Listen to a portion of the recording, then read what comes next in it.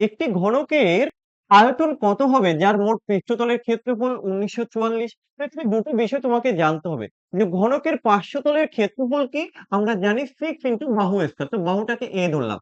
এবার এই 6a² পার্শ্বতলের ক্ষেত্রফল কত দেওয়া আছে? ১৯৪৪। আমি এখান থেকে বের করে নেব ঘনকের বাহুটা কত।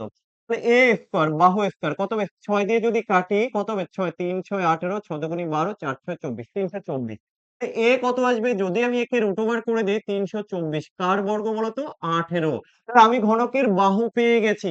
এবার কি চেয়েছে এখানে ঘনকের আয়তন কত হবে? ঘনকের আয়তন কি? না আমরা জানি বাহু কিউব, তাই না? আয়তন এখানটা লিখে দিলাম। আয়তন ইকুয়াল টু হচ্ছে বাহু কিউব। বাহু কত বেরিয়েছে? ১৮ তাহলে ১৮ র কিউব করলে উত্তর চলে আসবে। দেখো ১ থেকে ২০ অব্দি যদি পারো কিউব মুখস্থ রাখবে। ১৮ র কিউব করলে চলে আসবে ৫৮৩২। এখানে আমাদের অপশন এ হয়ে যাবে সঠিক উত্তর। আশা রাখি বুঝতে পেরেছো?